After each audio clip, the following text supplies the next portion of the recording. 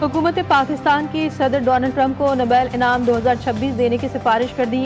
हुकूमत पाकिस्तान का कहना है कि ट्रंप की मुदाखलत से खित्ते में जंग टल गई, वरना तनाज़ से खित्ते में तबाहकुन नताइज होते। सदर डोनाल्ड ट्रंप को फैसला कुन सिफारती मुदाखलत और कलीदी क़यादत के एतराफ़ में नोबेल इनाम मिलना चाहिए। आलमी बरादरी ने भारत की बिलाश्ताल जारियत देखी, जो इलाक़ाई सालमियत की संगीन खिलाफ वर्जी थी। दिफा कहा कि इस्तेमाल करते हुए ऑपरेशन बुनियाद महसूस किया। मसले कश्मीर के हल में सदर डोनाल्ड ट्रंप की मुखलिसाना पेशकश भी काबिल तारीफ है। उम्मीद है सदर ट्रंप इलाकाई और आलमी सहकाम के लिए कोशिशें जारी रखेंगे। मशरिक़ वस्ता के बहरान बशमूल गज़ा में इंसानी अलमिया और ईरान में बिगड़ती कशीदगी में ट्रंप अपना किरदार अदा करेंगे।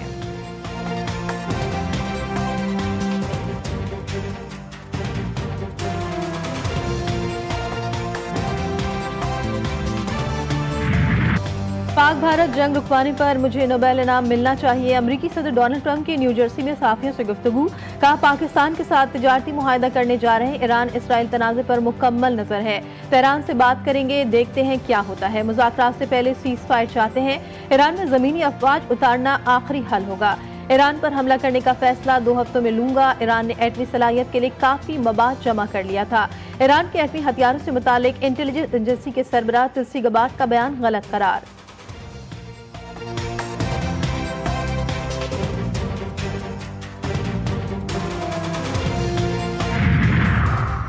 मीडिया मेरे बयान को तोड़ मरोड़ के पेश कर रहा है। मैंने मार्च में वाज़ेह तौर पर कहा था कि ईरान जौहरी हथियार नहीं बना रहा। अमरीकी इंटेलिजेंस एजेंसी के सरबराह तुलसी गबार्ड का बयान सामने आ गया। अपने ऑफिशियल अकाउंट से पैगाम जारी करते हुए कहा कि फर्क यह है कि ईरान जौहरी हथियार 1 हफ्ते में बना सकता है, अगर वो ऐसा करना चाहे। मेरा और सदर ट्रंप का एक ही मौक़िफ़ है कि ईरान जौहरी हथियार हासिल नहीं कर सकता। अमरीकी सदर डोनाल्ड ट्रंप और उनके इंटेलिजेंस एजेंसी के सरबराह के दरमियान इख्तलाफात की खबरें थी। अमरीकी सदर ने तुलसी गबार्ड की ईरान के हवाले से रिपोर्ट को गलत करार दिया था।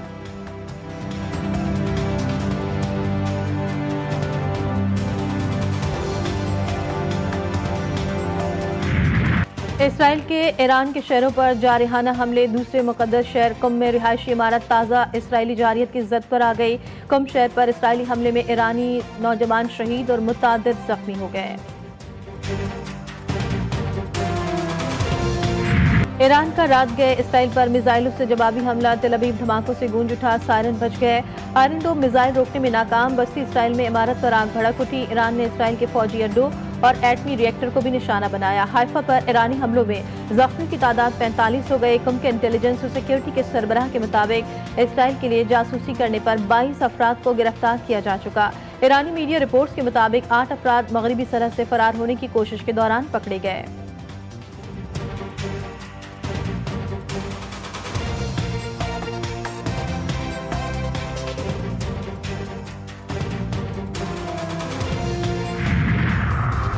सयूनी हुकूमत ने बहुत बड़ी गलती की, इंशाअल्लाह इसके नताइज भी भुगतेंगे। आप दुखी होंगे। ईरानी सुप्रीम लीडर आयतुल्लाह खामनेई ने इसराइली हुकूमत को बता दिया। एक्स पर वीडियो भी शेयर कर दी और लिखा, ईरानी मिसाइलों ने दुनिया के बावकार लोगों को खुश कर दिया।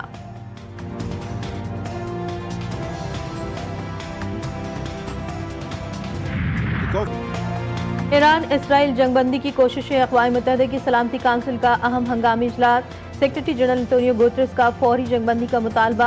का ईरान इसराइल कशीदगी को बढ़ावा दिया गया तो फिर ये जंग किसी के काबू में नहीं रहेगी। ईरान बारहा जौहरी हथियार न बनाने की यकीन दहानी करवा चुका। कशीदगी को सिर्फ और सिर्फ सिफारतकारी के जरिए हल किया जा सकता है। कशीदगी को अब मजीद बढ़ने नहीं दिया जा सकता। Director general IAEA Rafael Grossi ने कहा कि ईरान के जनूबी एटमी प्लांट पर बुशहर पर इसराइली हमला इलाकाई तबाही का बाइस बन सकता है।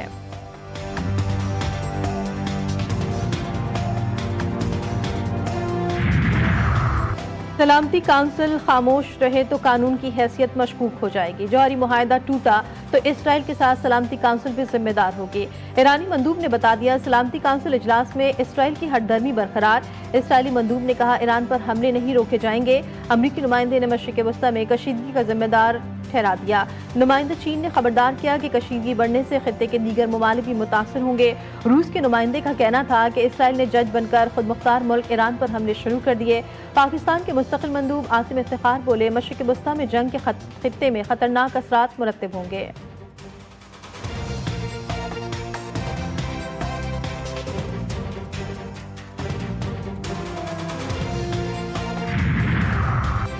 आप एक भेड़िए हैं जो सिफारतकार का रूप इख्तियार किए हुए हैं। अक़वाम मुत्तहिदा के सिक्योरिटी काउंसिल के दौरान ईरान के सफ़ीर आमिर सईद ने इसराइली सफ़ीर को आईना दिखा दिया।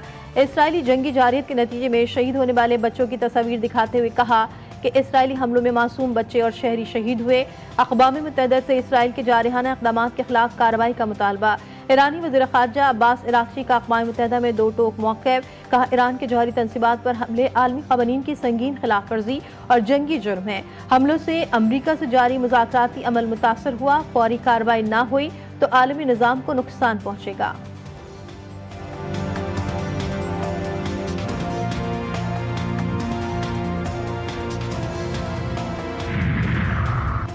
पाकिस्तान मशरिक़ वस्ता में अमन की हर कोशिश में तामीरी किरदार अदा करने को तैयार। वज़ीर-ए-आज़म शहबाज शरीफ और अमरीकी वज़ीर ख़ारजा के दरमियान टेलीफोनिक राब्ता। ईरान इसराइल जंग पर तबादला ख्याल।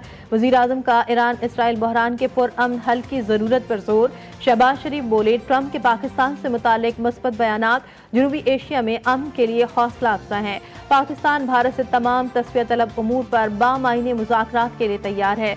अमरीकी वज़ीर ख़ारजा ने पाकिस्तान के इंसदाद दहशतगर्दी की कोशिशों को सराहा। कहा, पाकिस्तान ईरान के साथ करीबी ताल्लुकात रखता है और मौजूदा बहरान में अमन की कोशिशों में मौसर किरदार अदा कर सकता है।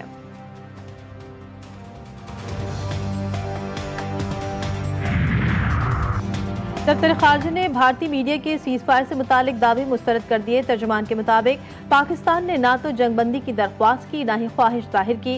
वज़ीर ख़ारजा इसाक़दार ने वाज़ेह किया कि पाकिस्तान ने सिर्फ अपने दिफा का हक इस्तेमाल किया। तर्जुमान ने बताया कि जंगबंदी में सऊदी अरब और अमरीका ने किरदार अदा किया। 10 मई की सुबह भारत ने सीज़फायर की ख्वाहिश जाहिर की, जिस पर पाकिस्तान ने अमरीकी और सऊदी राब्तों के बाद रजामंदी दी।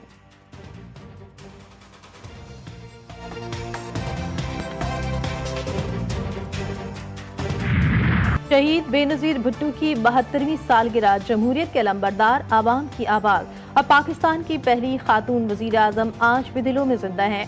उनकी जुर्रत, बसीरत और कुर्बानी कौम के लिए मशअल राह है। कौम अजीम रहनुमा को खराज अक़ीदत पेश कर रही है। सेशन कोर्ट लाहौर में वज़ीर आज़म के बानी PTI के खिलाफ हत्या इज़्ज़त के दावे पर समाअत। वज़ीर आज़म शहबाज शरीफ वीडियो लिंक पर जरह के लिए अदालत में पेश। दौरान जरह कहा, गलत बयानी नहीं करूंगा, अल्लाह को हाजिर नाजिर जानकर बयान दूंगा। वकील ने कहा, गुज़श्ता समाअत पर बयान हल्फी से मुतालिक बात हुई थी। उस कमिश्नर के सामने शनाख्त का जिक्र कहीं मौजूद नहीं। सफ़ा 7 में कहीं नहीं लिखा कि आपको किसने शनाख्त किया। वज़ीर आज़म ने जवाब दिया कि ये दुरुस्त नहीं है।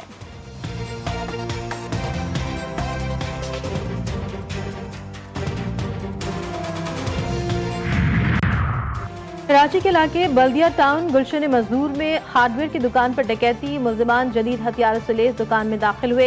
CCTV फुटेज GTV न्यूज ने हासिल कर ली। डाकू 3 लाख रुपए लूट कर फरार। वारदात गुज़श्ता रोज हुई। पुलिस ने मुकदमा दर्ज कर लिया।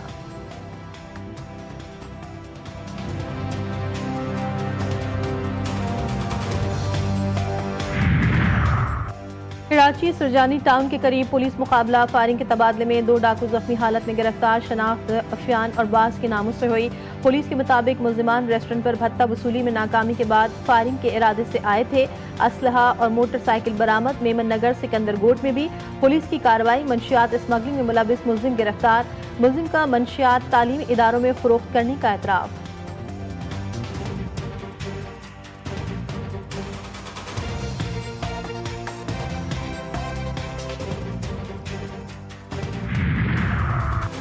कराची में ट्रैफिक हादसात खौफनाक शक्ल इख्तियार कर गए। रबा साल के 72 दिनों में 427 अफराद मुख्तलिफ हादसात में जान की बाजी हार गए। रेस्क्यू हुक्काम के मुताबिक हैवी ट्रैफिक सबसे बड़ा कातिल बन गया। डंपर से 28, ट्रॉलर्स ने 52, वाटर टैंकर से 29 और मजदा गाड़ियों ने 11 अफराद को कुचला।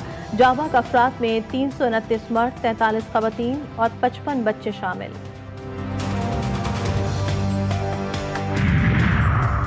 डीरबाला कोहिस्तान के सयाहती मकात में शदीद बारिशें। नदी नालों और दरियाए कोहिस्तान में तुग़यानी।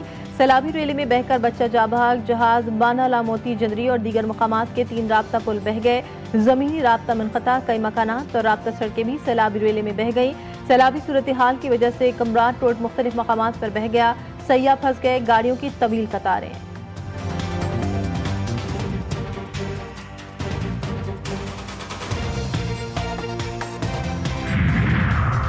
कराची में गर्मी की छुट्टी मतला अबरालूद, आज कहीं हल्की कहीं तेज बारिश का इम्कान। महकमा मौसमियात के मुताबिक शहर का दर्ज हरारत 35 रिकॉर्ड, आइंदा चंद रोज तक मतला अब्र आलूद रहने का इम्कान है। मुल्क भर में प्री मानसून सीजन का आगाज, 23 जून तक मुल्क के मुख्तलिफ हिस्सों में बारिशों की पेशगोई। PDMA का अलर्ट जारी, पंजाब के मुख्तलिफ अजला में आंधी बारिश झक्कर चलने के इम्कान। सुबह सिंध में भी कई मकामात पर कल से बारिशें मुतवक्के।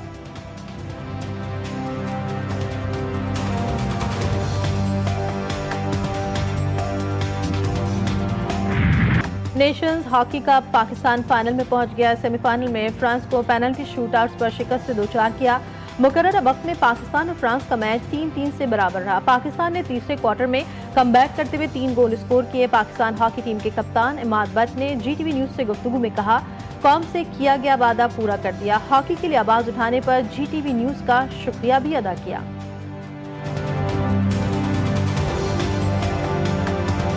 मैं GTV का बड़ा मशकूर हूँ और शुक्रिया अदा करता हूँ कि जैसे पहले आप काम करते रहे हैं और अभी जैसे आप कर रहे हैं, और इंशाल्लाह मेरी दुआ के फ्यूचर में भी आप ऐसे ही करते रहें। Thank you. और खैबर पख्तूनख्वा हुकूमत, गिलगित बल्तिस्तान इंतजामिया, पाक फौज और FC के इश्तराक से शंदूर पोलो फेस्टिवल 2025 का शानदार आगाज। दुनिया के बुलंद तरीन पोलो ग्राउंड पर वाक़ई ये मेला 22 जून तक 12,000 फीट की बुलंदी पर जारी रहेगा।